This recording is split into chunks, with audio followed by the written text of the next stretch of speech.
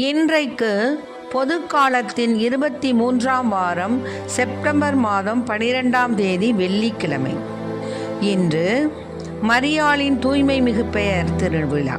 இன்று தேவன் நமக்கு தரும் ஜீவநீரூற்றான இறை வார்த்தைகள் புனித லூக்கா எழுதிய நற்செய்தி இயல் 6 இறை வார்த்தைகள் 39 42 முடிய.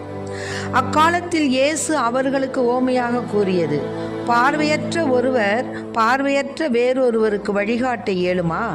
இருவரும் குழியில் அல்லவா விழுவார் அல்லவா? சீடர் குருவை விட மேலானவர் அல்ல, ஆனால் தேர்ச்சி பெற்ற எவரும் தம் குருவை போல் இருப்பர்.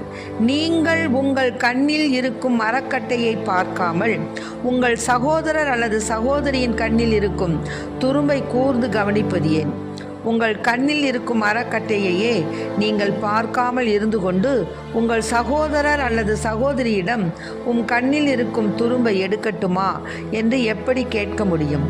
வெளிவேடக்காரரே, முதலில் உங்கள் கண்ணில் இருக்கும் மரக்கட்டையை எடுத்து எறியுங்கள். அதன்பின் உங்கள் சகோதரர் அல்லது சகோதரியின் கண்ணில் இருக்கும் துரும்பை எடுக்க உங்களுக்கு தெளிவாய் கண் தெரியும். ஆண்டவரின் அருள்வாக்கு. கிறிஸ்துவே மக்கு புகழ்.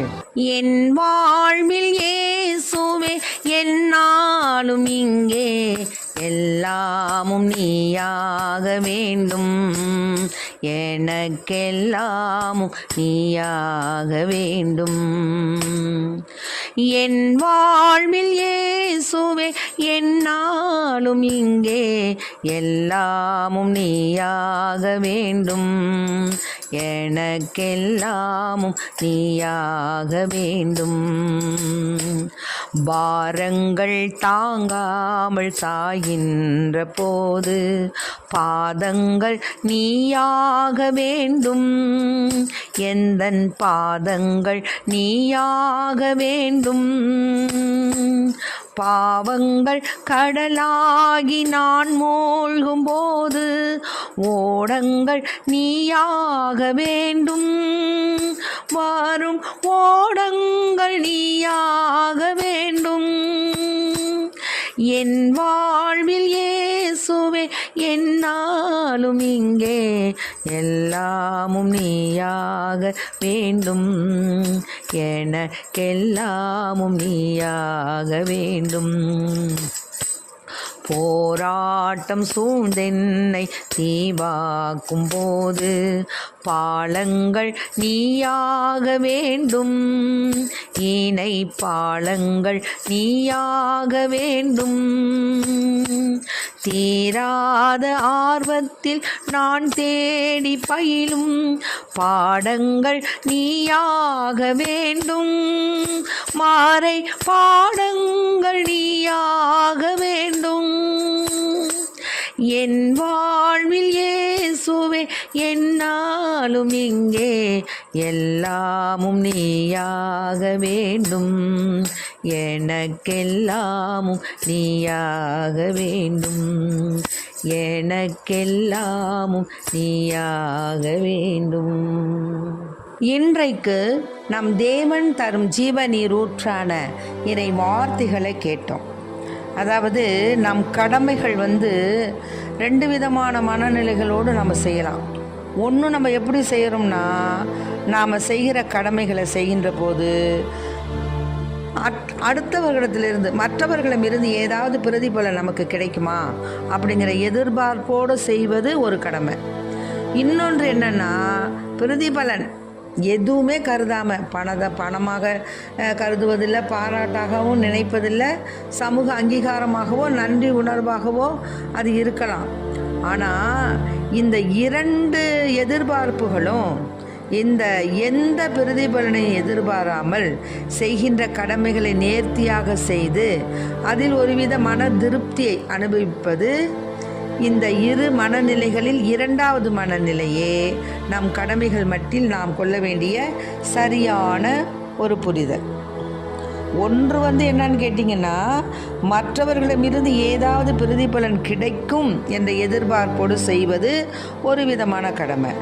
இன்னொன்று கடமை பிரதிபலன் பணமாகவோ பாராட்டாகவோ சமூக அங்கீகாரமாகவோ நன்றி உணர்வாகவோ இருக்கலாம்.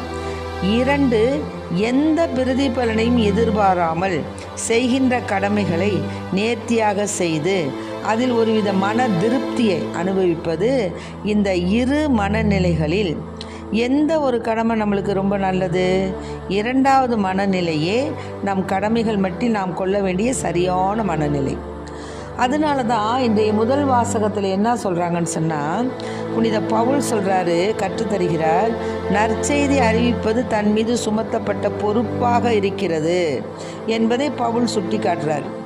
அதற்கான கைமாறு, அதாவது பிரதிபலன் மற்றவர்கள் தருகின்ற அங்கீகாரமோ பாராட்டோ அல்ல, மாறாக எச்செலவுமன்றி நற்செய்தியை அறிவிப்பதிலுள்ள மன நிறைவே அக்கைமாறுன்னு சொல்கிறார். ஆகவே அன்பு பிள்ளைகளை, நாம் எப்பொழுதுமே இறைவனுக்கு நம்மாலான அந்த பணியை நம்ம செய்கிறோம் அப்படின்னு சொன்னால், முதல்ல நம்ம கண்ணில் இருக்கக்கூடிய, நம்மக்கிட்ட இருக்கக்கூடிய தேவையற்ற பண்புகளெல்லாம் எடுத்து போடணும். அதை விட்டுட்டு நாம் எந்த ஒரு நல்ல காரியமும் செய்கிறதில்ல, நம்மளை பொறுத்தவரையும் எந்த விதமான ஒரு ஆண்டவருக்கு பிரியமான காரியமும் செய்கிறதில்ல. சொல்வது ஒன்று, செய்வது ஒன்று. ஆனால் அப்படி இல்லை தேவன் எதை சொன்னாரோ அதை செய்தார். ஆகவே அன்பு பிள்ளைகளை, நாம் நம்முடைய கண்ணில் உள்ள விட்டத்தை எடுக்காமல், தூசி எடுக்காமல், அடுத்தவங்க கண்ணில் உள்ள அந்த துரும்பை நம்ம எடுக்கிறதுக்கு நம்ம முயற்சிக்கக்கூடாது. அதனால் நாம் என்ன செய்யணும்? ஞானம் மெய்யானது என்பதற்கு நாம் எப்பொழுதுமே தேவனுக்கு ஏற்புடைய பிள்ளைகளாக வாழ நம்ம முயற்சிக்கணும். அதுதான் நல்லது. மற்றவர்களிடத்தில் உள்ள குற்றம் குறைகளையே குறை கூறிக்கொண்டு நம்மையே பெரிய ஒரு ஆளாக நினைத்து கொண்டு வீண் பெருமை பாராட்டுவது தகாது. ஆகவே நம்முடைய நிலைமையை நம்ம புரிஞ்சுக்கிட்டு அதுக்கு தகுந்த மாதிரி நாம் மற்றவர்களையும் ஏற்றுக்கொண்டு சிறுதுருமும் பல்குத்த உதவும் சொல்லுவாங்க. அதனால் எல்லோரையும் நாம் நேசித்து அவர்களையும் நாம் ஏற்றுக்கொண்டு நம்மிடத்தில் உள்ள குற்றம் குறைகளை நீக்கி அவர்களிடத்தில் உள்ள அந்த நன்மையான செயல்களை பாராட்டி அவர்களுக்கு நாம் ஊக்கம் கொடுப்பது தான் இறைவனுக்கு ஏற்புடைய செயல். ஆகவே அத்தகைய வரத்தை கேட்டு இறைவனிடம் மன்றாடுவோம். ஆமென். Praise the lord. மரியே வாழ்க.